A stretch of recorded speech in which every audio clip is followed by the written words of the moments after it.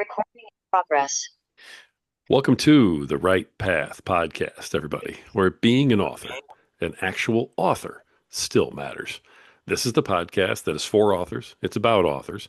It's done by an author. Folks, this is where we share our journeys. This is where we explore our creativity. It's where we examine the why behind it all. Folks, our guest today is an absolutely remarkable gentleman. I cannot wait to introduce you to him. He is a Hall of Fame speaker. He is an expert on vital aging, which I think I need to probably learn a little bit more about. He's also a best-selling author, and he's written 5 books. All right. Um, One of the books he's written was Even Eagles Need a Push, Learning to Soar in a Changing World. He also wrote The Eagle's Secret, Success Strategies for Thriving at Work and in Life. He wrote another one because that wasn't enough, right? So be your own brand, achieving more of what you want by being more of who you are.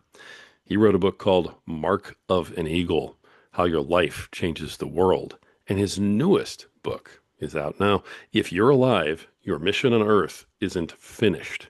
I can't wait to hear that. And that's something this gentleman said to me as soon as I met him. So I love this. I can't wait to introduce this person. Please welcome to the show, David McNally. David, how are you doing, brother? I'm doing good, Rory. Thank you for this invitation. Very enthused about talking to this audience that you have. I know what it was like when I was beginning my own journey and writing a book and what went on for me. So, if we can encourage and inspire others, then let's do it together. I appreciate that. I love that you're on here. Thank you for accepting the invitation. You know what I found interesting just in our conversation briefly before we came on today was this journey of writing these magnificent books actually started with something that wasn't a book, something that you called The Power of Purpose. Yes, and I think it's an important part for all of us, as even with writing books, because purpose asks the question, why? Why am I doing this? And that's a big one for an author, and that one needs to be we need to be very clear about it. And what happened for me, the story behind the documentary, The Power of Purpose, was simply I was in my mid-30s at the time and really struggling I was kind of the irony of it. I was quite successful in my life from an exterior standpoint, right? I had a successful career, a lovely family, all of that was going okay. But I woke up one morning and I just said to myself, why are you going to work today? It was kind of an existential crisis. I knew I was going to work because I had 5 kids. I knew I was going to work to pay the mortgage. I knew I was going to work for those reasons. But was there something more? And I didn't find an answer to that. That particular day. But 6 months later, when I was still struggling, I came across this book. It was kind of a simple pictorial essay, but it was about a remarkable young Canadian boy called Terry Fox. And Terry Fox had lost his leg to cancer and ran across Canada raising money for cancer research. He's now probably Canada's greatest hero.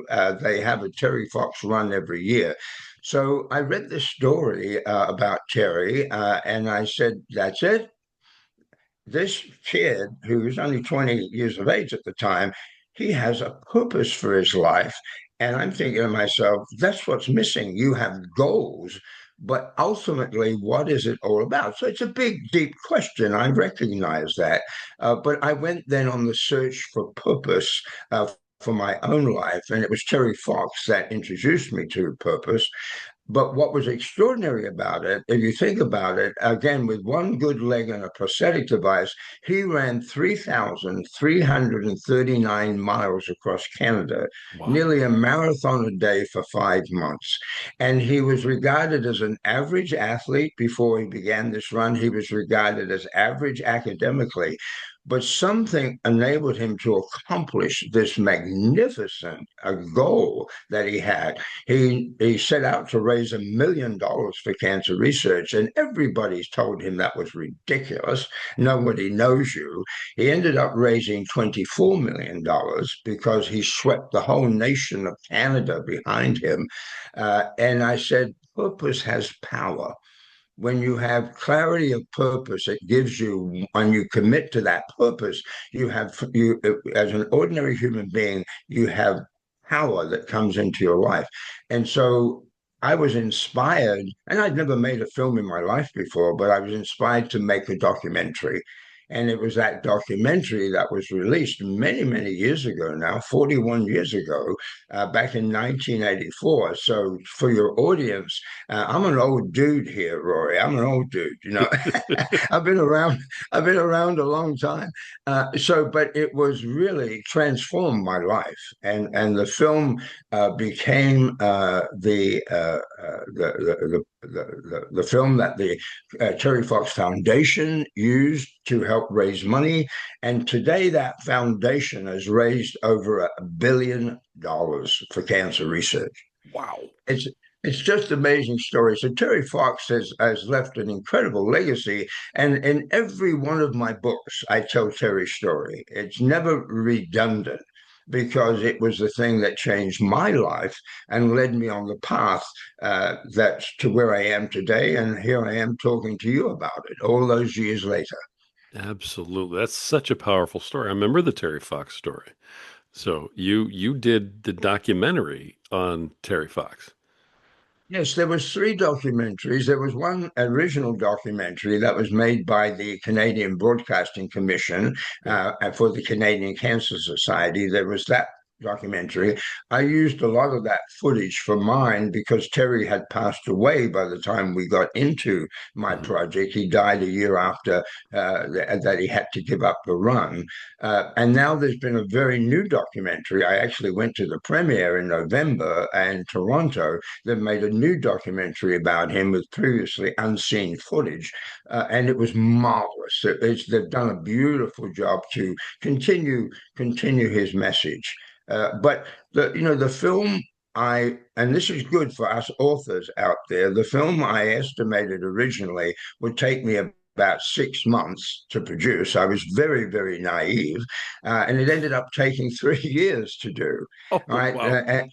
because I met incredible resistance in endeavoring to make it. But it's like writing a book. You have to be persistent and you have to be consistent.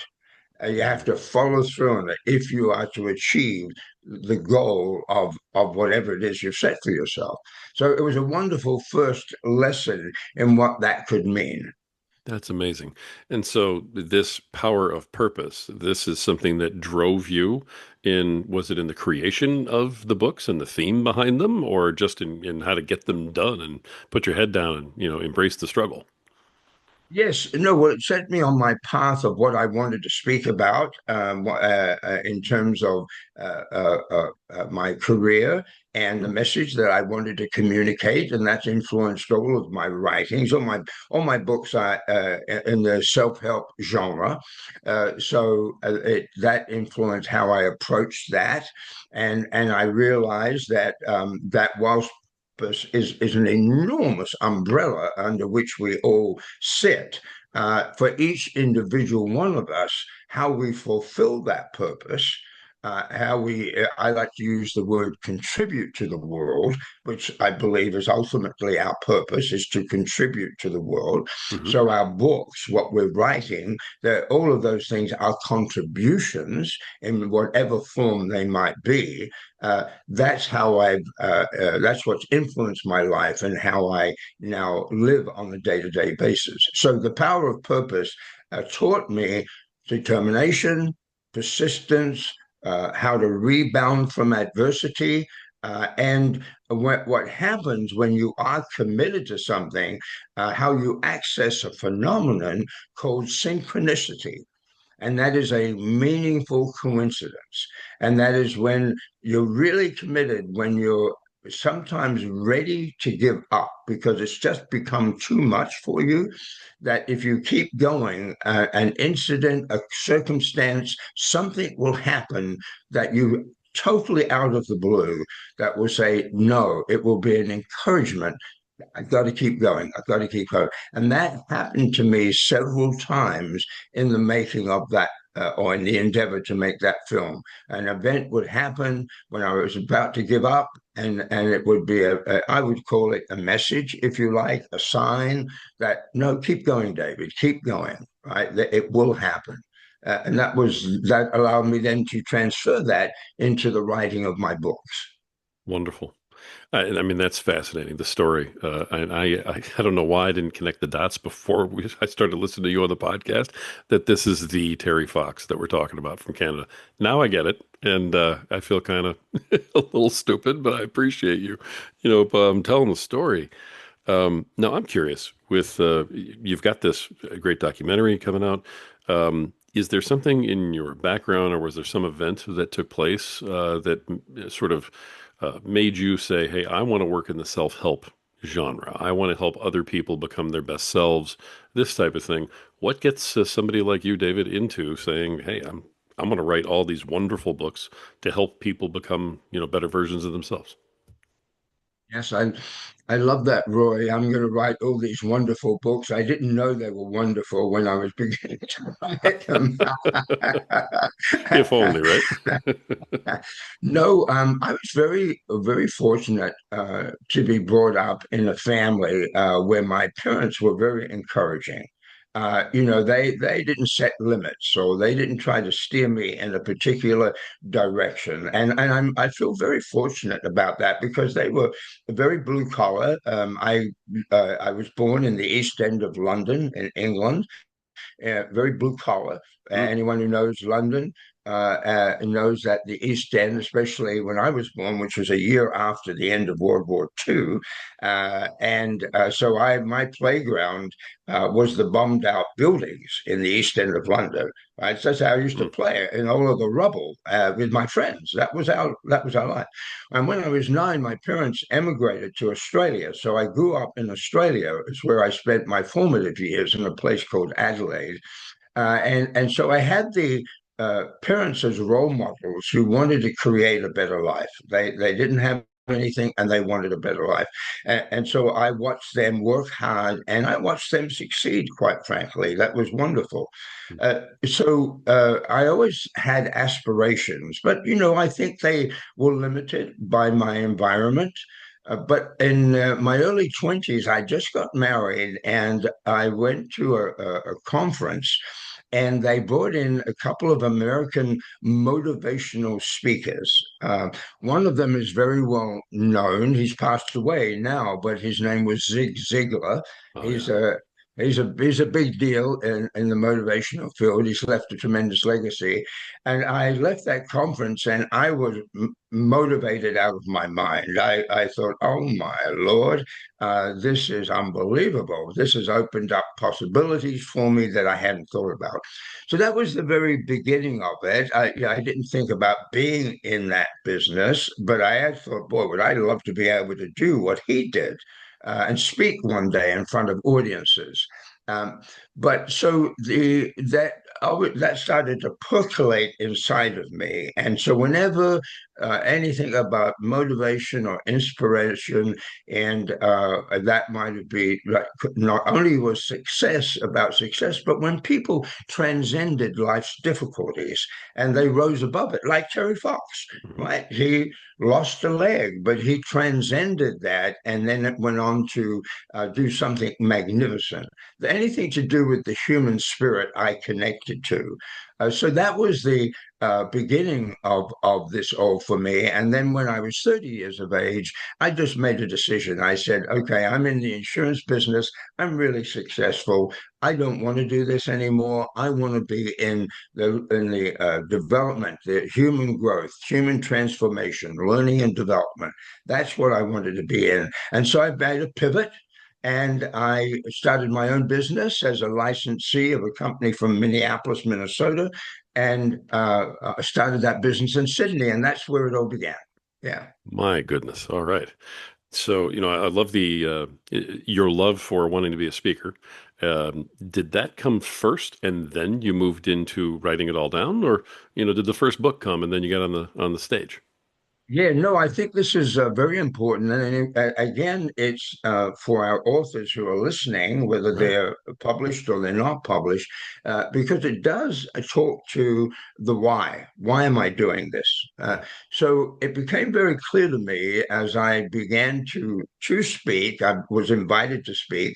I had the film. Was a great asset that gave me credibility, but I really knew that if I was to grow and even get from a bottom line standpoint get higher fees.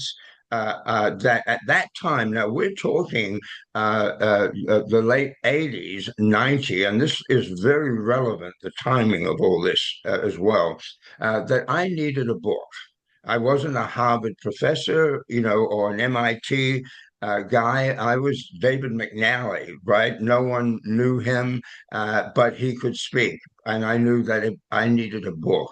So I said, okay, so my motivation, I like to say, Rory, to do it was very bottom line Mm. that this would improve my business. This would give me additional credibility.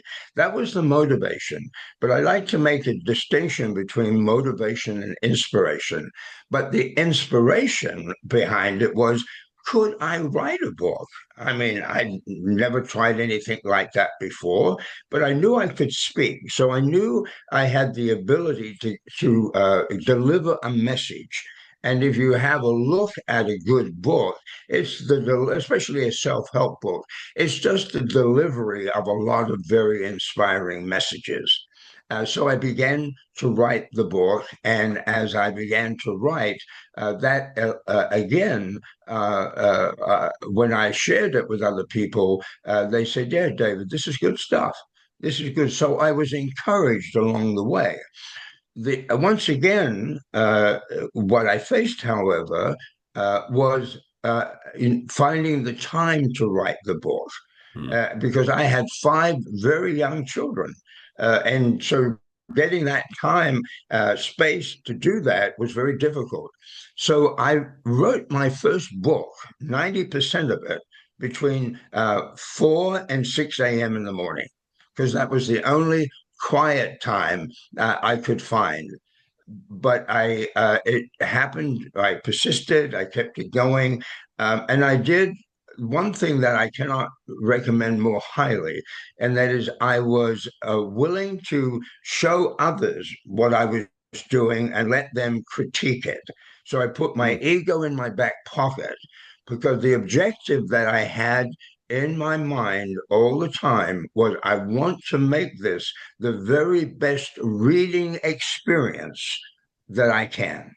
Not that I wanted to just get it published. I wanted to make sure that the reading experience was as good as I could possibly make it. And that could only come from getting feedback from others. Nice. Nice. I love that. Okay. My goodness. The now even eagles need a push is the book that we're talking about here first, right? Right. Okay, just want to make Yes. sure. All right. So the idea behind even eagles eat a push, learning to soar in a changing world, it starts off as an economic, necessity for you because you needed to get on stages, um, because you put so much quality into this. Um, the process of this, doing it, for 2 hours at a day. This took how long to put out? Well, it took overall, with in all candor and transparency, I put it down for 2 or 3 months because life took over, Sure. right? We all live life, and life took, so and then I picked it up again, and so, but from beginning, the first word I wrote on a piece of paper, and I wrote it. This was before computers. Is feels like I'm antiquated. It's like I wasn't born before the Second World War. I want to be clear with that. But then it was put on the computer. But that took 4 years, and I think the story behind it as well is very important because I had the great good fortune to have a marvelous agent working with me because he had was connected to a friend of mine, but he couldn't get it published, Rory. Hmm. He could not get it published, and I was rejected over and over again. And I'd like to say to your listeners is that one major publishing house, and this is a very important story, one major publishing house wrote back to him and said, "Dear Jonathan, we were waiting with great anticipation for David McNally's book because you had spoken so highly about it." He said, it said, "We have read it. We are not impressed. We are disappointed. We don't think there's an original word in it. We will not be publishing it." How do Oh you my like word. that for? Oh How do my you like goodness. that for a rejection letter? I mean, really, that is an all-star rejection letter right there. It is. I mean, how do you pick yourself up off the floor after getting hit with something like that? Well, of course, what happens is you go into this incredible self-doubt. Hmm. Now, you've got these great authorities telling you that there's nothing original in what you have written. And every author has self-doubt. I mean, the people listening to us, they'll be resonating to this. Oh my gosh, you know. Right. Uh, but what happened, there was two things that happened. One was that, again, I continued to send out the manuscript and continue to get feedback that people said, "David, this book deserves to be published." The other part of it, Rory, was that this is a synchronicity story, whereby the book was called at that time when it went out, "Creating Your Future." That was the title of the book. Hmm. Prior to my the book being called "Even Eagles Need a Push," another book came out with the same title, "Creating Your Future." I was devastated that my book title had been used by someone else. I think unknowingly. I don't think it was purposely, right? Um, but what happened was one morning when I was really struggling and I needed a new title, my imagination took me to a conference that I'd been at where there was an animated movie being shown called "To Try Again and Succeed." And it showed a mother eagle pushing its eaglet out of the nest, and the eaglet would tumble off of down the cliff, and the mother eagle would swoop down and pick up the eaglet, put it back up, and off it would go again. And what happened was the phrase came into my mind. Isn't that interesting? Even eagles need a push. And I went, "Oh my gosh, is that a title or not?" So I rushed out. I started calling people, "What do you think of this?" They went crazy over it. And then we added "Learning to Soar in a Changing World." Well, what happened Hmm. was back then I self published the book because I couldn't get a publisher. I invested a significant amount of money in it because I made it a hardcover. It needed to be look like it was published by a major author because, again, remember this was connected to my business, so Right. I needed that. That was my brand. Yep. Uh, and then my uh, agent, when he saw what we had done, he said, "David, this is fantastic." It was such a beautifully designed book. It was gorgeous. We broke through so many barriers with this book. And he said, "Can I take it out to the New York again, to the publishers?" And I said, "Well, it's selling really well. I'm doing well on my own, but if you want to try it." So he sent it back to New York. And this was on a Monday. And on Wednesday, he called me, Rory, and told me that three New York publishers were bidding on the book, Oh my right? goodness. And then on the Friday, now this is the great irony. The publisher that had sent me that rejection letter, unaware that this book, Even Eagles Need a Book, was the book they'd rejected, paid me a six-figure advance to get this new book. Uh, I What mean, a story. so uh, So that's what happened with that. That was my first book. Now, of course, that's a very romantic story for those of us today who are writing books, because the book business has fundamentally changed so much Right. because of Amazon, the internet, self-publication, KDP, all of that. But I only tell that story because I want your listeners to be aware of that of rejection, right? That we all go through rejection, and I went through a tremendous amount of rejection before that book was published, to the point where they wouldn't publish it, and then they did. So it's a big story behind Even Eagles Need a Push. Yeah. Yeah, I love the story, and I appreciate you telling it. I guess the sad part about it is that there are writers that I know personally that don't even experience that sort of letdown or that sort of scathing rejection letter. They're paralyzed by the fear of getting a letter like that or the fear of rejection. It's not even the actual rejection. You had a rejection that would have floored most people.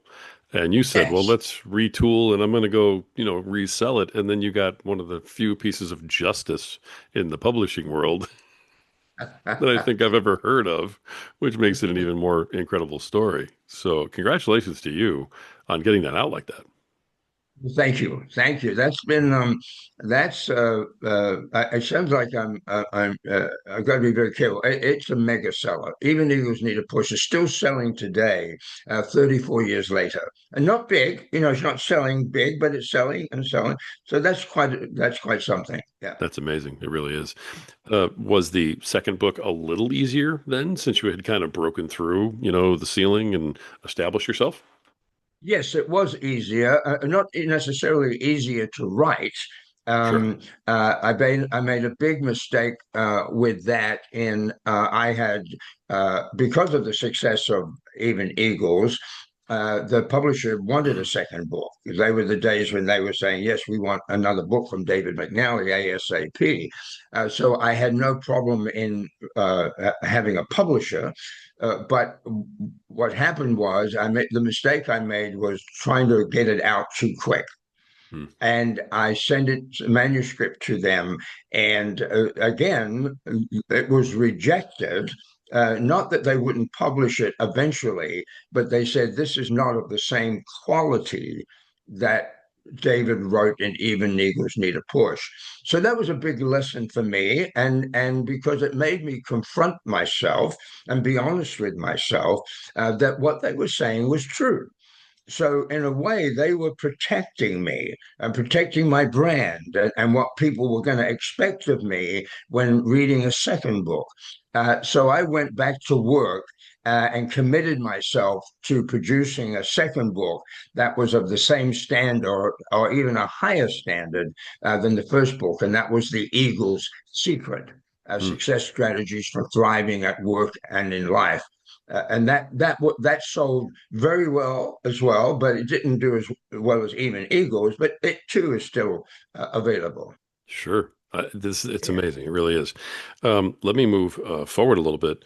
Well, I don't want to not mention one of these books. You've got another one, Be Your Own Brand. How is that different than the first two? What did you do differently there?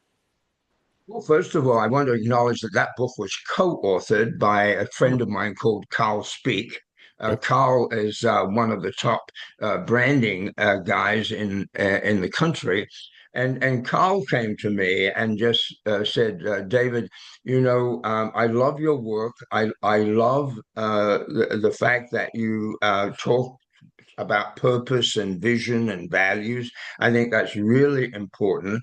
But what I know about to succeed in life is that people need to be aware of how they present themselves on the outside, because strong brands, especially personal brands, are about relationships. That strong brands are able to build strong relationships. So we have to take a look at not just what is driving people from the inside, but how they are being perceived on the outside. Hmm. And I love that. And I thought, you're absolutely right, Carl. And he said, so how about we write a book together? He had never written a book.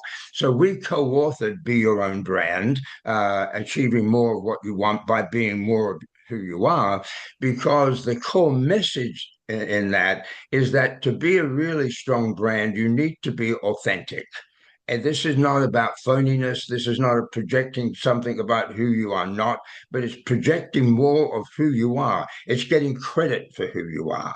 Hmm. And that's how you show up every day and how you behave. That too was and remains a really excellent seller. It's used by universities in their leadership programs throughout the country, in helping young people understand that when they go into the workforce, that hey, they need to be aware of how they're being perceived, and do things that help build a strong brand in the eyes of other people. So that's an important book. Yeah, sounds like it. Um, Mark of an Eagle, How Your Life Changes the World. Tell me about that one. Yeah, yeah, that book came out of my understanding that, again, it's an evolution of be your own brand, if you like, in that everyone leaves a mark on the world. They may not think they do, but they do. We make impressions, and when you read an obituary, that obituary won't talk about the guy or the gal that had a BMW in the garage. They talk about how they influenced others and the mark they left and how appreciative we were of these people. So we make our mark every day in our lives by how we interact with other people, the integrity that we exemplify in our dealings with others. And so it's about realizing how can we make sure that the mark that we leave is a positive mark. That mark is something that helps shape the world in the direction that we want the world to go. Hmm. That book was about helping people realize that their lives are very, very important, and that they are unique. They're important. That there's nobody who's been created like they've been created. Now, how will you make sure that that mark that you leave is significant? Great message. Great message. The last one here, which is your newest one. This sounds to me like this plays into your vital aging interests. If you're alive, your mission on Earth isn't finished. Tell me about this new book, and what is the message you're putting out with that? Well, I think what's very important is for anyone, no matter what their age, is to understand that no matter how old we get, that there's always a need for a sense of purpose. There's always a need for a compelling reason to get up in the morning. That never goes away. And without a sense of purpose, that you end up spinning in life. You're not going anywhere, and that spinning leaves you unsatisfied, dissatisfied, whatever words that you want to use, and literally unhappy. So what I realize, again, because I am older myself, I realize that age is a chronological fact, not an indictment. And when you look at people getting older, that they choose whether every day whether they will grow or decline. Hmm. Every day we make a decision. Will I grow or will I decline? Will I progress or will I regress? Will I expand or will I contract? And that goes on to the end of our days. One of the quotes that I use is from Pablo Casals, the great cellist, who was being interviewed when he was 85. And the reporter said to him, Mr. Casals, the world recognizes you as a master at this cello, yet you still practice 5 hours a day. Why? And Pablo Casals answered, because I think I'm getting better, right? And, Cher was asked, do you not think you're too old to be singing rock and roll? And she said, well, why didn't you ask Mick Jagger? So all of these things relate to, as we get older, our mission on earth isn't finished because we're alive. And how do we make the most of the years that we have left? So the catalyst for writing the book was my wife. And the great irony, it was my second wife, who 6 months before, so she'd been diagnosed in 2019 with Alzheimer's. And 2020, COVID hit. So we were in the middle of the pandemic. And she said, David, don't twiddle your thumbs. It's about time you wrote a new book. She was still very literate at that time, right? Yeah. And so I said, yeah, but what can I do that would be relevant? What would I, and what's my passion about? And I realized it was this whole notion of staying alive and being alive and enjoying life and getting the most out of life. So that's how it began. And I said, okay, I'm going to write a book that's relevant to a great deal of the population, but it's also what I feel passionate about. So that was the genesis of that book. That sounds fantastic, and I'm sorry for your loss. I understand, that, and but that's amazing that she was the one who said, "Hey, get to work. Go do Yeah, another book." exactly. Exactly. I have great gratitude for her. That's wonderful. It sounds like you chose well, twice, to be It honest. did. And again, for our audience out there, that was my second go around of losing a spouse. Yeah. I lost my first spouse when I was 56 and she was 57. That was ovarian cancer. Mhm. And this one, and ironically, was we met at the age of 60. So there's always hope for people who, as they're getting older, for new romance. We dated for quite some time, or 10 years before we got married. So we didn't get married until we were 70. And it was 3 years later that she passed away from the Alzheimer's. But they were good years, Rory. Her superpower was her attitude Yeah. because she didn't fight the Alzheimer's. She accepted it. She said that there's no use fighting this. I have it. I've been diagnosed. She said, "What I want to do, David, is make most of the time out of what we have left." And we did. We had a blast. We traveled. We did all sorts of things before she passed away. So that was it, and that influenced the book. I write a beautiful epilogue in the book about her. I write in the book about the journey that we had with the Alzheimer's as well, her attitude, all the way through it. So yeah. No matter what our circumstances, that we can continue to age with vitality and with energy if we choose, but we have to choose that for ourselves. Right. That's a wonderful story. I appreciate you sharing that with everybody. I really do. Thank you for that. One of the things that I talk to folks about, and it seems like everybody has a little bit of a different take on it. When we're writing our books, very often we're writing them either to someone or for someone, or we have somebody in mind when we're writing our books. Yours are all about different types of self-help, building a brand, making the most of your life. Did you have someone that you were writing these books to or for? And is it different for each book, or was that not the case? Well, there's an A and a B answer. All right. I think when you're writing a book, you always need to be cognizant of who you're writing the book for, as you said, right? Hmm. Now, so if you're an author in the self-help genre or in the nonfiction, and you want this to be read by a lot of people, so you want that book to be successful and get an audience for it, then you need to be very cognizant of the audience and what will be the experience that they have in this book.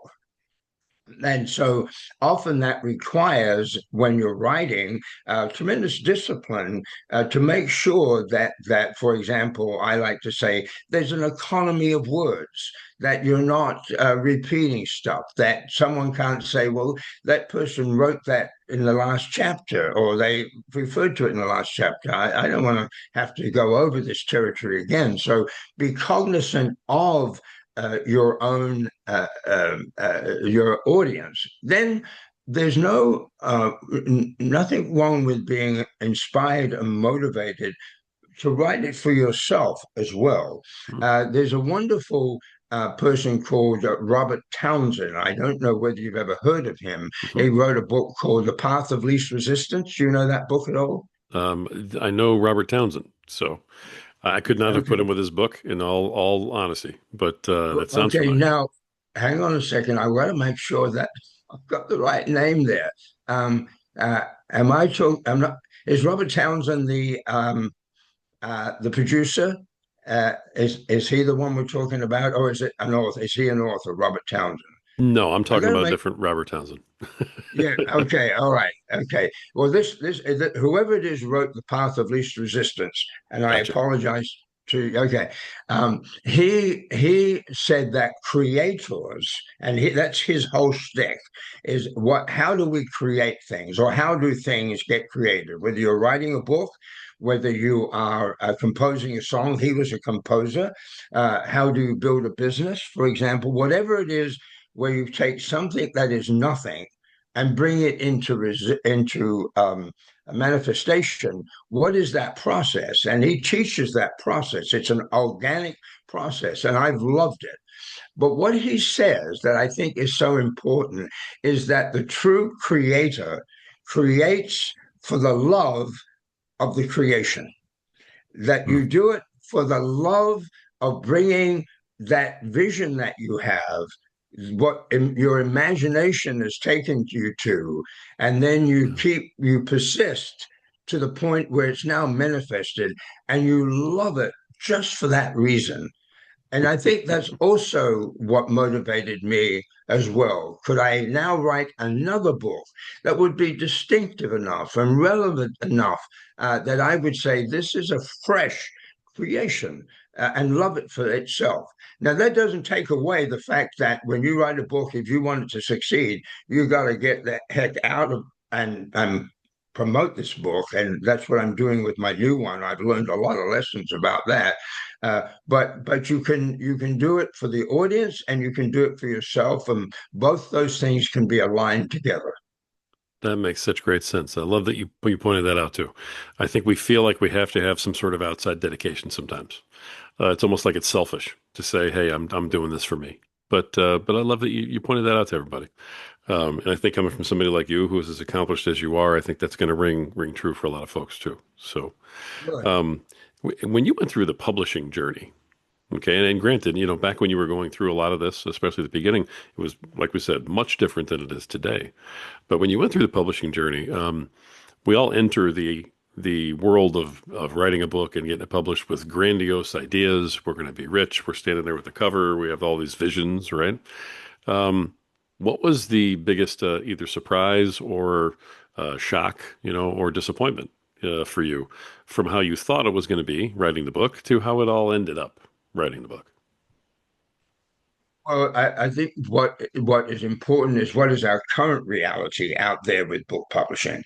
Okay. That's really important. So I can tell stories of 34 years ago, but that was before Amazon and all of those things, right? That's when you had bookstores and chain bookstores and Right. all over the country. So it was a very different scene, and I really feel that authors today have to be very in touch with what reality is out there.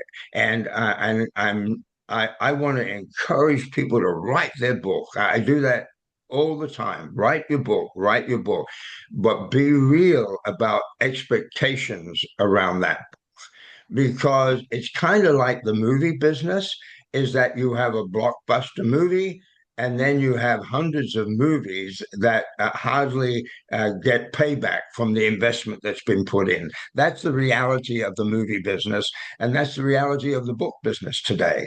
Again,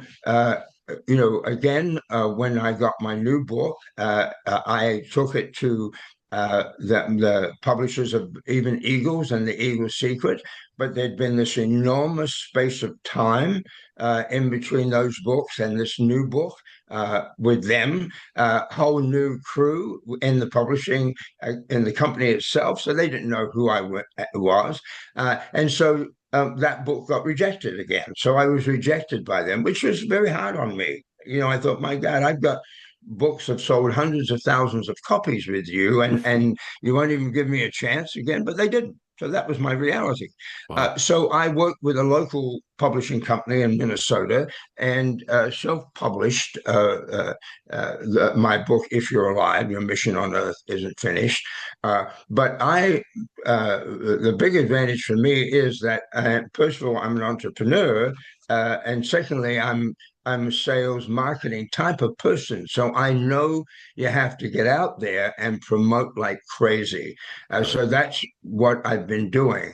But the data shows us, and I don't want this to be discouraging. I want it to be real. I want people to approach with expectations that are real. The reality is there that books are not selling like they used to. It's not that people are not reading, they are reading, but they're reading differently. And so let me counterbalance that with the fact that doesn't mean that book can't sell. It means be very real about it. So my new book is in on Amazon. It's in on two categories. It's in the top 100 books. Now there are thousands of books, so it is doing well out there, but that doesn't mean it's selling thousands of copies.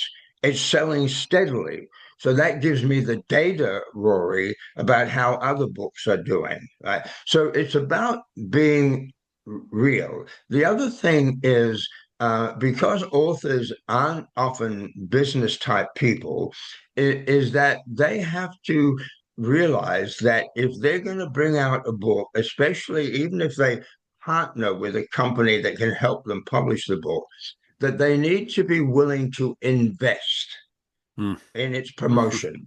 And the analogy that I like to use is like think about Kellogg's or General Mills bringing out a new cereal, and they put it all over the country in the supermarket, but don't tell anybody that the cereal exists. Who's going to go in there and buy it, right? No one, because they Right. don't know it exists. So the new author has to really think through not only the creative process of it, but how, if I want the book to succeed, if I want people to buy it, what is my marketing plan to be able to get this out there? The thing that I would suggest to you is this, is that there is a lot of great counsel to be able to develop a plan to get that done. I don't mind saying that one of my best buddies right now is Chat GPT. I mean,